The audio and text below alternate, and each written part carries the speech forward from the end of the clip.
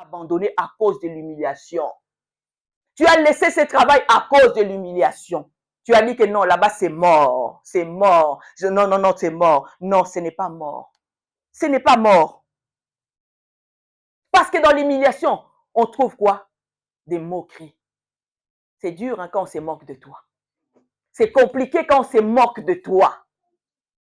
C'est des fois difficile de pouvoir venir encore à l'église, que les gens puissent me regarder, que les gens puissent me juger, que les gens puissent m'abandonner. Tout ça, c'est l'humiliation. L'humiliation, bien-aimé, ça ramène un peu les insultes. Combien de personnes t'ont insulté? Les nous là, combien de personnes nous ont insultés? Mais nous sommes là. Moi, tu m'insultes, demain je te salue. Demain je partage quelque chose avec toi. Ça ne me dérange pas. Parce que l'humiliation ne tue pas. Alléluia. Ça ne tue pas. Le maître a subi cela. L'humiliation, bien-aimé, a fait que les gens puissent cracher sur celui qui est venu changer notre destinée. L'humiliation avait fait voir. Les gens regardaient les tétons de notre Jésus. Il était tout à poil. Ils ont enlevé tout sur lui. Bien-aimé, regarde à tel point l'humiliation. Il nous a montré toute chose qui peut t'emmener à la mort. Comme l'humiliation. Mais toi, n'abandonne pas. N'abandonne pas. Car la Bible dit quoi? L'humilité précède.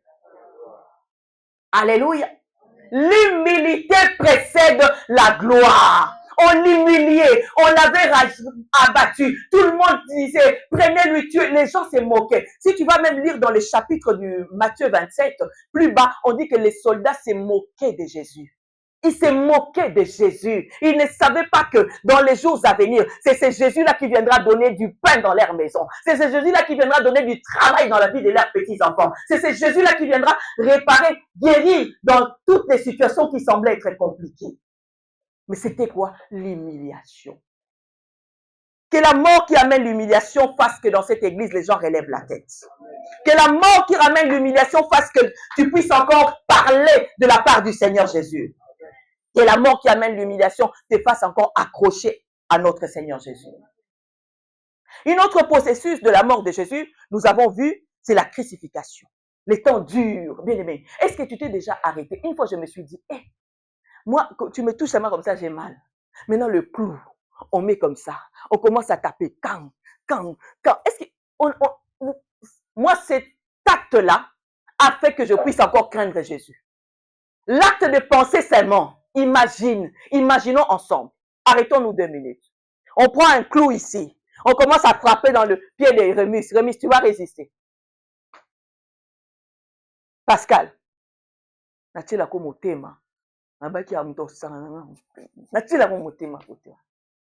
maintenant, imagine la force physique que tu as. Quelqu'un vient mettre un clou. Tu vas les supporter. Mais nous avons Jésus qui l'a supporté pour nous. Jésus l'a supporté pour nous. Bien aimé, quelle est cette mort que toi et moi, nous ne pouvons pas supporter? Quelle est cette situation qui peut te désemparer? Quelle est cette situation qui peut te mettre à terre? Il n'y en a point. Je viens te dire qu'il n'y a aucune situation, que ça soit mortel, que ça soit ironique, que ça soit à quel niveau ne peut te mettre à terre. Parce qu'il y a un homme qui est monté sur la croix, qui a accepté d'être frappé, qui a accepté d'être humilié, qui a accepté d'être rejeté pour que toi et moi, nous puissions vivre la résurrection dans tout ce que nous cherchons. Donc, toutes ces choses ne peuvent pas nous emmener à disparaître. Toutes ces choses ne peuvent pas nous emmener à abandonner quoi? Les seigneurs. Mais qu'est-ce qui se passe pour le tombeau? Le tombeau où s'est trouvé le maître, le tombeau où s'est trouvé Jésus, la Bible nous dit qu'il y a un matin. C'était un dimanche. C'était un... Vous le savez? Vous êtes d'accord avec moi? Jésus est mort quel jour?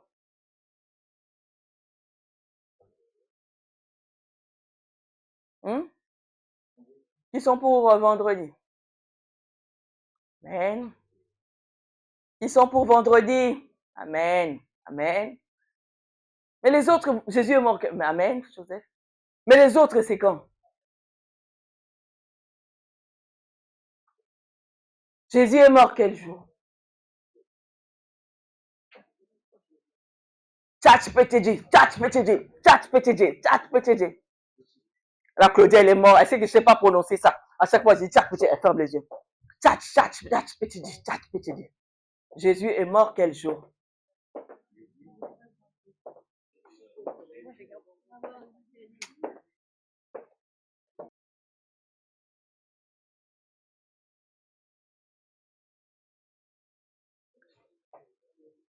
Ça se coupe.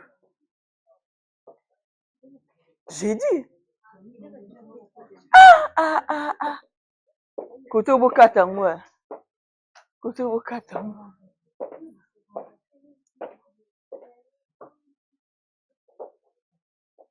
Vous savez que j'aime bien vous animer. Jésus est mort quel jour?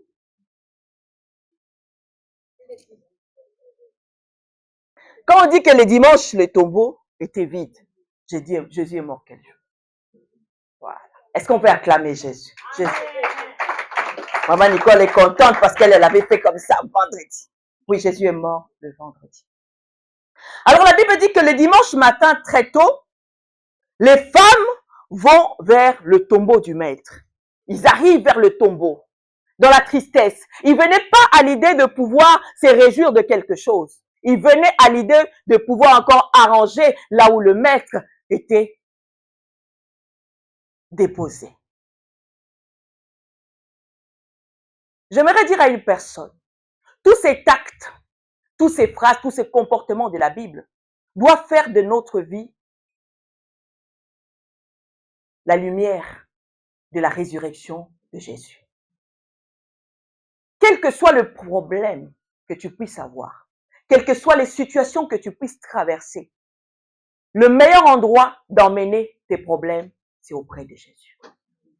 C'est celui qui permettra que là où est posé, là où on parle de la mort, là où on décrit la mort, là où on chante la mort, que cela puisse quoi? Sortir. Ces femmes ont dit que non. Nous devons aller là où ils ont déposé notre maître, là où ils ont déposé notre Jésus. Nous ne devons pas aller ailleurs. Le premier réflexe de leur matin, c'est de chercher des choses qui sentent bon, des choses qui sont bien pour aller auprès de notre Seigneur Jésus. Est-ce que quand tu as un problème, où vas-tu? Où tournes-tu ton regard? Où t'orientes-tu quand c'est compliqué? Va-t-il chercher l'homme qui permettra que là où est le tombeau, c'est là où est toutes les situations mortelles de ta vie, qu'il puisse les vider. Les femmes se sont approchées de ce tombeau du maître, ramenant toutes ces choses. Mais le problème, lorsqu'ils sont arrivés, il y avait une pierre. Malgré les pierres, si on regarde d'autres parties, comme dans Matthieu ou dans Jean qui parlent du tombeau du maître, il parle qu'il y avait même ils avaient mis des soldats pour garder. Quelqu'un qui est déjà mort, pourquoi vous allez encore mettre des soldats pour garder? Au-delà de soldats, ils ont mis encore une grosse pierre. Cette pierre devait peser des tonnes et des tonnes. Bien aimé, tu as des situations que tu traverses, que tu as des situations qui sont difficiles. Mais dans cette situation-là, tu as l'impression que devant la situation que tu voulais t'en sortir, on vient poser encore une pierre. Alléluia. On vient poser encore quoi? Une pierre. Il y a quelque chose qui te dérange. Je vois dans mon esprit, il y a quelque chose qui te dérange. Tu pensais t'en sortir. Tu as dit que non. Aujourd'hui, Dieu m'a fait grâce, j'ai le séjour. Mais tu as le séjour, le travail, tu ne trouves pas. Tu as le travail, une personne pour t'accompagner dans la vie, tu ne trouves pas. Tu as une personne dans la vie, les enfants, ça ne vient pas. Tu as ceci, tu trouves toujours, il y a une pierre qu'on vient poser devant ta vie. On vient mettre une pierre qui pèse encore, mieux que la situation que tu avais précédemment. On est venu poser une pierre devant les sépulcres, devant le tombeau de Jésus. Ils sont venus, ils ont dit que non, Jésus ne sortira pas, il restera là-bas. Mais ce qu'ils oubliaient, ceux qui ne savaient pas, ceux qui ne comprenaient pas, ceux qui n'avaient pas encore réalisé que Jésus n'était pas n'importe qui. Tout ce qu'il annonce, tout ce qu'il avait prédit, cela doit arriver. Alors que précédemment, dans le livre de Luc, toujours si on retourne, pas moi ça, Luc 9. On va d'abord lire pour la bonne compréhension.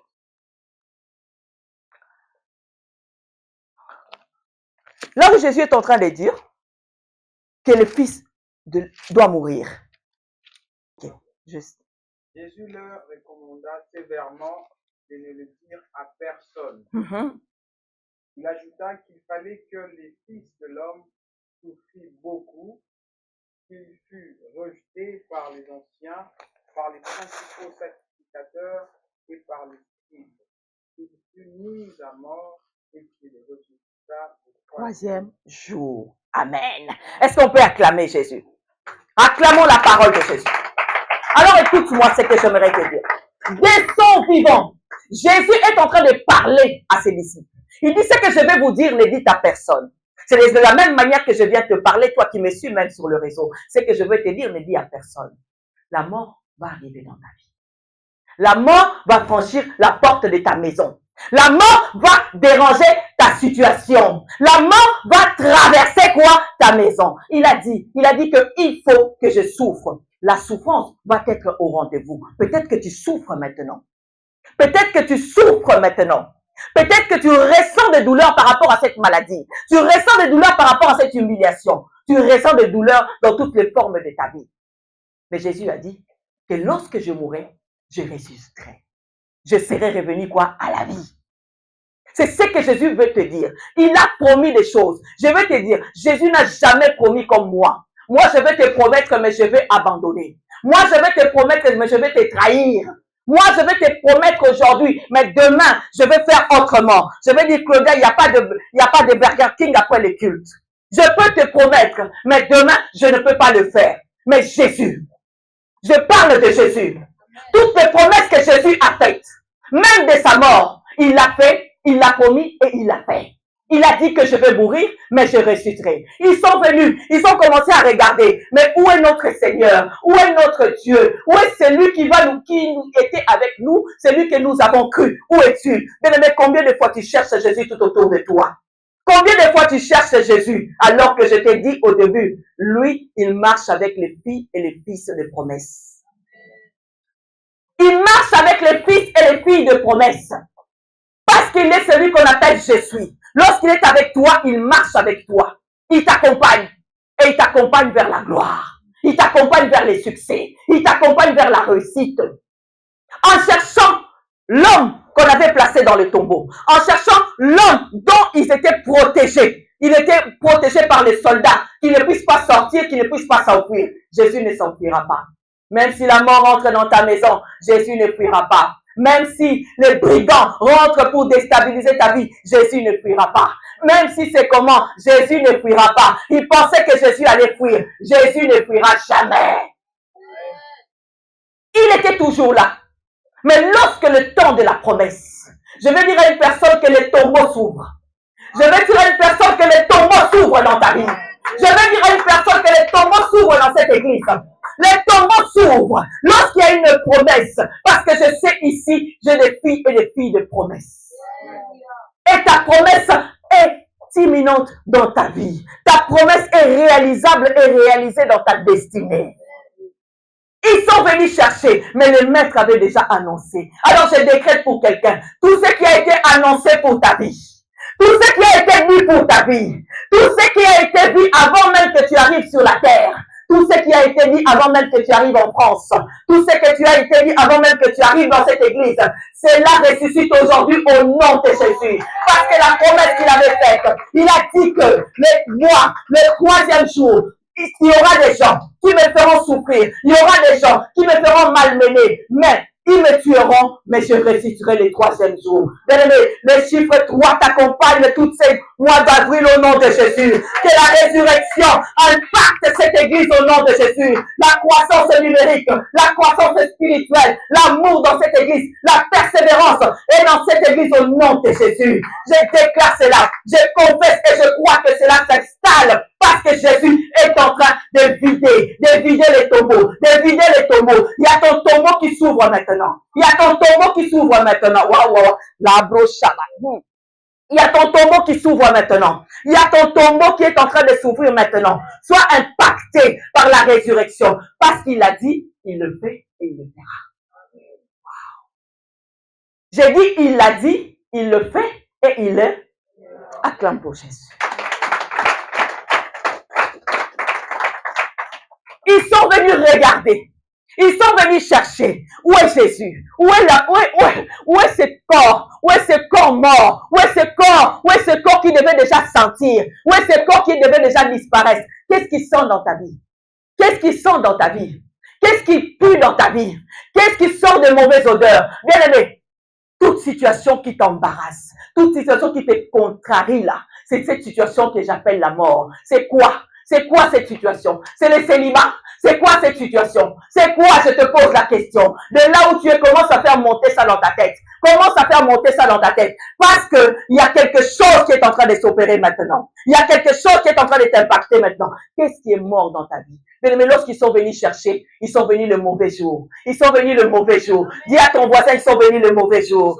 Ah, ils sont venus le mauvais jour. Ils sont venus le mauvais jour. Ils sont venus le mauvais jour. Les jours qui sont venus, c'est le jour de la résurrection. Et ce jour-là, c'est aujourd'hui. Reçois la résurrection dans ta vie. Reçois la résurrection dans tes finances. Reçois la résurrection dans tes séjours. Reçois la résurrection dans ta maison. Reçois la résurrection au nom de Jésus-Christ de Nazareth. Lèvons-nous et commençons à célébrer le Maître, celui qu'on appelle le ressuscité du troisième jour, dont le tombeau est vide. Élève ta voix avec moi. Élève ta voix et commence à déclarer. Déclare sur la situation que tu vis, cette situation mortelle. J'aimerais que tu parles sur cela. Commence à dire, toi, maladie, tu pensais m'emmener, tu m'emmèneras pas. Tu m'emmèneras pas. Mon corps est en train de ressusciter. Je déclare sur la vie de toutes les personnes qui ont des maladies héréditaires, des maladies contagieuses, des maladies sataniques, des maladies sorcellériques. Bien-aimé, que ces maladies mortelles changent en résurrection au nom de Jésus-Christ de Nazareth. Au nom puissant de Jésus. Qu'est-ce qu'ils ont parlé de toi? Qu'est-ce qu'ils ont dit de toi? Bien-aimé, qu'est-ce qu'ils ont raconté de toi? Qu'est-ce qu'ils ont parlé de toi? Bien-aimé, ils avaient parlé le vendredi. Mais les jours qui sont venus, ces jours-là, c'est aujourd'hui. C'est aujourd'hui que nous sommes en train de célébrer la résurrection. Ton tombeau est vide. Le tombeau est vide. Là où ils avaient placé, là où ils avaient énuméré tout type de mort. Waouh, la Shabbat. Et blasphème, commence à confesser ce que tu déclares dans ta bouche, ce que tu déclares dans ta bouche, ce que tu confesses dans ta bouche. Le miracle de la résurrection est en train de t'impacter aujourd'hui, Les femmes sont venues, ils ont trouvé déjà la pierre et que, oh, la pierre était déroulée. Bien aimé, ils viendront, ils ont laissé des blocages, ils ont laissé des choses, mais il y a quelqu'un qui les déroule pour toi. Il y a quelqu'un qui l'enlève pour toi. Il y a quelqu'un qui le ôte pour toi. Il y a quelqu'un qui est en train de l'enlever. Il a envoyé des anges. La Bible dit, pourquoi cherchez-vous? Gloire à toi, Jésus. Gloire à toi, Adonai. Yes.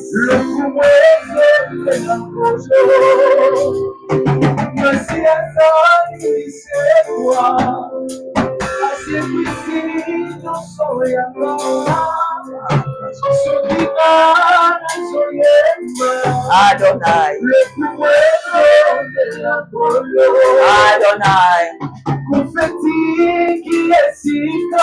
Oh Jésus. Gloire à toi, Jésus. Gloire à toi, Adonai. Gloire à toi, El Shaddai. Et la résurrection trouve sa place dans cette église.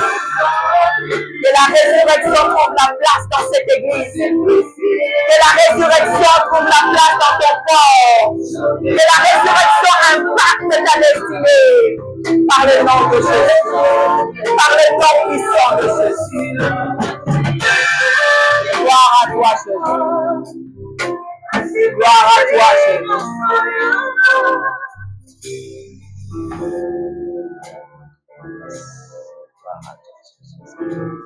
Seigneur, je crois tellement que tu as ressuscité cette église dans toutes les dimensions qui puissent exister.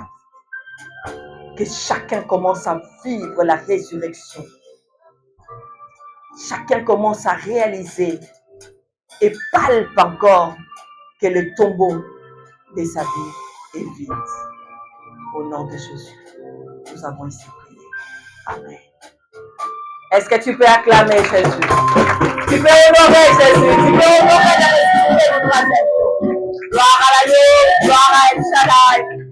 Qu'il soit glorifié.